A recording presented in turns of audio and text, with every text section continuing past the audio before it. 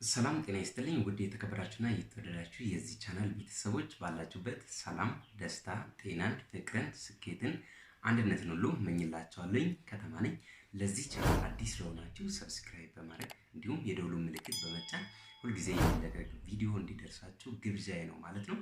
እጅግ በጣም ደስ የሚል ቀን ላይ እንገኛለን። ዛሬም ደግሞ እጅግ በጣም ካለኝ እውቀት ላካፍላችሁ ወደ እናንተ መጥቻለሁ ማለት ነው። ዛሬ ደግሞ የአማርኛ ስልጠና እንዲሁም በህይወታችን ላይ በእነዚህ ሶስት ነገሮች ይዤላችሁ መጥቻለሁ። በእነዚህ ሶስት ነገሮች ላይ ደግሞ ራሳችንን እንድናይ እንድንፈትሽ የሚያደርገና የሚረዳን ነው ማለት ነው። ስለዚህ እነዚህ ሶስት ነገሮች በህይወታችን ላይ በሰው ልጅ ህይወት ላይ የሚፈጠሩ የሚኖሩ ናቸው ማለት ነው። ስለዚህ የዛሬው ስልጠና ካሮት፣ እንቁላልና የቡና ዱቄት ይላል ማለት ነው። ስለዚህ እነዚህ ሶስት ነገሮችን አንድ ላይ እና እንዲሁም ከራሳችን ህይወት ጋር የምናነጻጽር ይሆናል ማለት ነው።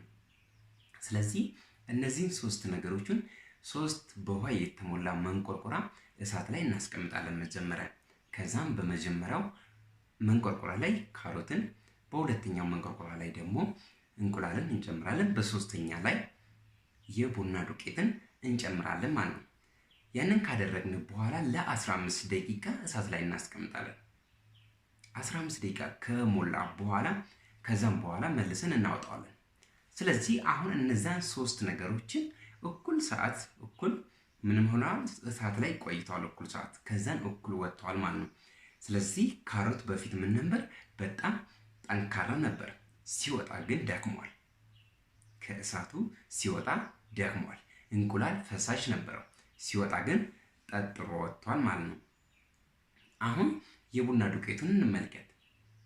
በውሃው ግን ምን ብሏል? የዱቄት ቡናው ምን ብሏል? ውሃውን ቀይሮታል፣ ከረሩን ቀይሮታል፣ ቀለሙን ቀይሮታል፣ ሽታ ይዟል። የቡና ዱቄቱ ምን ብሏል? ተሰውሯል፣ የለም ማለት ነው። በፊት ዱቄት ነበር። ውሃ ውስጥ ሲገባ ለ15 ደቂቃ ሰዓት ላይ ሲቆይ ምን ብሏል? ተሰውሯል፣ የለም። ውሃው ግን ቀለሙን ምን ብሏል? ቀይሯል ማለት ነው። ከውሃ ወደ ቡናነት ተቀይሯል። ስለዚህ ይህን ሶስት ነገሮችን ካየን አሁን ስለ ህይወት እናስብ። ህይወት ሁልጊዜ ቀላል አይደለም። ህይወት ሁልጊዜ ምቹም አይደለም። አንዳንድ ጊዜ ህይወት ይከብዳል፣ በጣም ይከብዳል። አንዳንድ ጊዜ ነገሮች እንዳሰብናቸው አይሆኑም። ሰዎች እንደጠበቅናቸው አይሆኑም። ጠንክረን እንሰራለን፣ ውጤት ወይንም ደግሞ ስኬት ይርቀናል። መሰናክሎች ይገጥሙናል። ብዙ ውጣ ውረዶች በህይወታችን ላይ ይገጥሙናል። ተሳካልን፣ አደረግን፣ ውጤታማ እንሆናለን ብለን ስንለፋ ከዛ ደግሞ አንዳንድ ጊዜ እንዳሰብናቸው አይሆኑልንም። ለምንድን ነው እንደዚህ ሲገጥምን? ምንስ መፍትሄ ብለን እንወስዳለን? አሁን ስለ መንቆርቆራዎቹ እናስብ ደግመን። ስለ መንቆርቆራዎቹ ስናስብ የሚፈላ ውሃ ልክ እንደ ህይወት ላይ እንዳሉ ውጣ ውረዶች እናስባቸው። ልክ እንደ ካሮት መሆን እንችላለን። መጀመሪያ ላይ ፈጣንና ጠንካራ፣ ብርቱ፣ ታታሪ ሆነን እንጀምራለን። ልክ በኋላ ላይ ምን እንሆናለን? ልክ ውጣ ውረዶቹ ፈተናዎቹ ሲገጥሙን ነገሮች እንዳሰብናቸው ሳይሆኑ ሲቀሩ ምን እንሆናለን? ልፍስፍስና ደካማ ሆነን እንጨርሳለን። በጣም እንደክማለን፣ ተስፋ እንቆርጣለን፣ እጅ እንሰጣለን፣ የተሸናፊነት ስሜት ይሰማናል። ሁልጊዜ እንደማንችል፣ ሁልጊዜ እንደማይሆንልን፣ ያሰብነው ሁሉ እንደማይሳካልን እንወስዳለን። ለምን? ስለዚህ መጀመሪያ ፈጣን ሆነን መጨረሻ ደካማ ሆነን ወይም ልፍስፍስ ሆነን ከመጨረስ ይልቅ እንደ ካሮት አትሁን ወይንም አትሁኝ። ልክ እንደ እንቁላል መሆን እንችላለን። ሁለተኛ ምርጫ በጣም ቅንና ታታሪ በሆነ ወይንም ደግሞ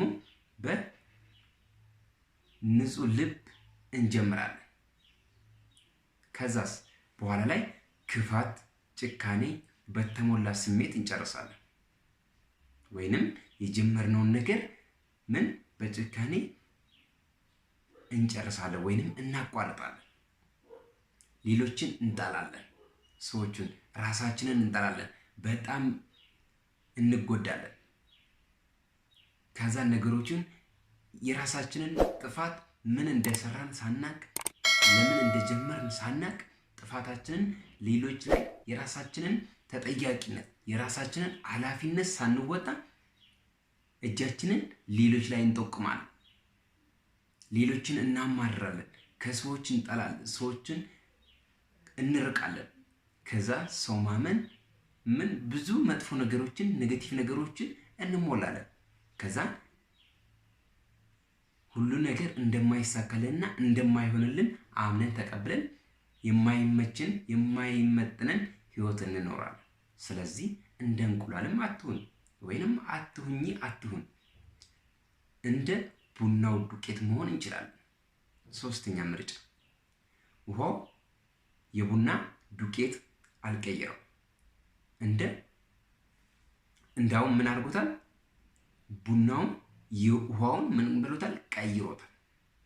ውሃው አይደለም ቡናውን የቀየረው፣ ቡናው ውሃውን ወደ ራሱ ቀይሮታል።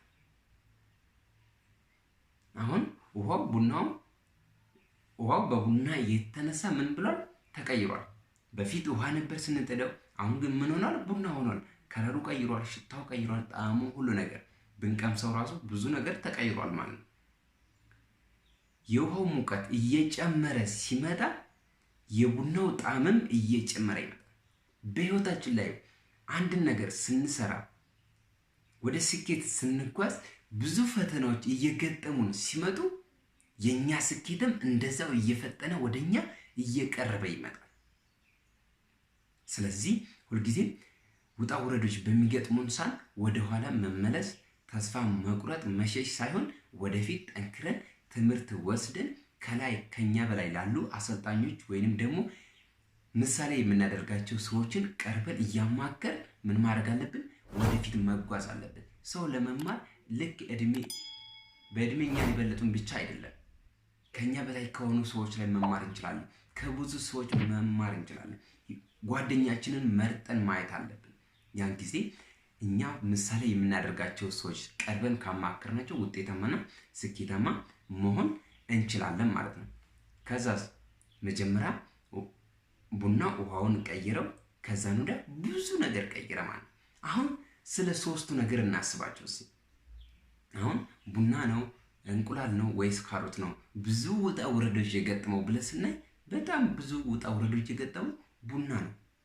ካሮት ስንመለከት ከመሬት ከበቀለ ካደገ በኋላ ተነቀለ፣ ተቀቀለ፣ አለቀ፣ በዛው ተስፋ ቆረጠ በአንድ ብቻ ማለት ነው። እንቁላሉ ስናይ እንደዛው በጣም ፈሳሽ ነበር፣ በኋላ ላይ ጠጥሮ ወጣ ማለት ነው።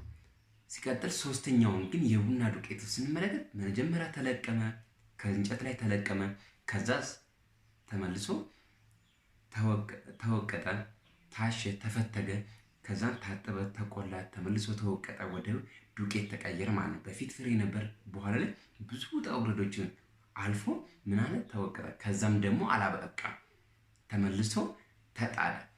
የበለጠ ፈተናው ውሃው እየፈላ ሲሄድ ጣዕሙ እየጨመረ ሄደ ማለት ነው። ስለዚህ አሁን እኛም በምንሰራው ስራ ላይ ውጤታማ ለመሆን ውጣ ውረዶች በሚገጥሙ ሰዓት ወደኋላ ልንመለስና ተስፋ ልንቆርጥ አይገባም ማለት ነው። ስለዚህ እንደ ቡናው ዱቄት መሆን እንችላለን። ስለዚህ ገጠመኞች ወይንም ደግሞ ችግሮች በገጠሙን ሰዓት ትምህርት እንወስዳለን። ሁሌ አዲስ ነገር እንማራለን። ለመማር ግን ዝግጁ መሆን አለብን ማለት ነው። አዲስ ነገር፣ አዲስ እውቀት፣ አዲስ ብቃት፣ ችሎታ ይኖረናል። ያን ጊዜ በልምድ እንጓዛለን። ችግሮች ቢመጡ እንኳን እንዴት ማለፍ እንደምንችል እንማራለን።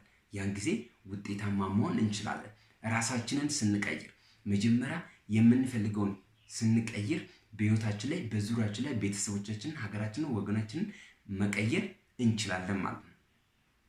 መጀመሪያ ምን አደረገ? ቡናው ውሃውን ቀይረው፣ ከዛ ሽታ መጣ፣ ጣዕም መጣ። ከዛ ምን አደረገ? በዙሪያው ያለው አካባቢውን ምን አደረገ? በሽታ አወደው፣ ወይንም ደግሞ በሽታ ጥሩ መዓዛ። ሌላው ቀርቶ ቡና ሲቆላ ወይም ደግሞ ሲቆላም ሆነ ሲፈላ ምን ይላል? ብዙ ነገሮችን በሽታ ራሱ እናውቃለን ማለት ነው። የት እንደሆነ የት ሰፈር እንደሆነ ሰፈሩን ሁሉ ይሞላዋል ማለት ነው። ስለዚህ እኛም ደግሞ በህይወታችን ላይ ራሳችንን ስንቀይር ሌሎች መሆን እንችላለን ማለት ነው። ስለዚህ ሁልጊዜም ተስፋ አንቁረጥ። የት ቡና እንደተፈላ እናውቃለን በሽታ። እኛም የምንፈልገው ነገር ላይ ስንደርስ ያን ጊዜ ውጤታማና ስኬታማ መሆን እንችላለን። ቡናው በዙሪያው ያሉትን ይቀይራል። ያን ጊዜ ሰው ምን ይላል? ራሳችንን ስንቀይር ከፈተናዎች በላይ መሆናችንን ስንረዳ በህይወታችን ላይ ውጤታማና ስኬታማ መሆን እንችላለን። ለማሸነፍ ደጋግሞ መሞከር ያስፈልጋል። የምንሰራውን ማመን ያስፈልጋል። እንደምንችል፣ እንደምናሳካ፣ ውጤታማ ስኬታማ መሆን እንደምንችል፣ ተጽዕኖ መፍጠር እንደምንችል ማመን ያስፈልጋል። እጅ መስጠት የለብንም፣ ግን ተስፋ ሊኖረን ይገባል። ጽናት ሊኖረን ይገባል። ሁሌም ለማሸነፍ መግፋት፣ ደጋግሞ መስራት ያስፈልጋል ማለት ነው። ስለዚህ አሁን ትልቁ ነገር ችግሮች እና መሰናክሎች ሁሌም በበዙ ቁጥር ጠንካራ፣ የተሻለ፣ ፈጣን እንድንሆን ያደርጉናል። ስለዚህ አሁን ፈተና ሲገጥሙ የትኛው ነን? አንቺ ወይም አንተ ወይም እኛ የቱ ጋር ነን? ፈተናዎች፣ ውጣ ውረዶች ሲገጥሙ ነገሮች እንዳሰብናቸው አልሆን ሲል እንደ ካሮት ወይስ እንደ እንቁላል ወይንስ ደግሞ እንደ ቡናው ዱቄት ነው? የትኛው ጋር ነው? ስለዚህ እንደ ቡናው ዱቄት መሆን ያስፈልጋል። ያን ጊዜ ነገሮችን በዙሪያችን ስንቀይር ለሌሎች መሆን እንችላለን። አሸናፊ መሆን እንችላለን። ተጽዕኖ መፍጠር እንችላለን። ያሰብነውን ሁሉ ማሳካት እንችላለን ማለት ነው። ስለዚህ የዛሬው ስልጠናችን ይህን ይመስላል። ያገኛችሁትን የተረዳችሁትን እናንተም ለሌሎች ሼር ማድረግ እንዳትዘነጉ፣ እንዲሁም ሰብስክራይብ እንዲሁም ደግሞ የደውሉ ምልክት በመጫን ሁልጊዜም የሚለቀቁ ቪዲዮዎች እንዲደርሳችሁ ላለው እናንተም ለጓደኛችሁ ሼር አድርጉ። መልካም መስራት ለራስ ነው፣ መልሶ ይከፍላል ማለት ነው። ይህንን ይመስላል። ሰላምና ደስታ፣ ጤናን፣ ፍቅርን፣ ስኬትን፣ አንድነትን ሁሉ እመኝላችኋለሁ። ባላችሁበት ሰላምና ደስታ ይብዛላችሁ። አመሰግናለሁ።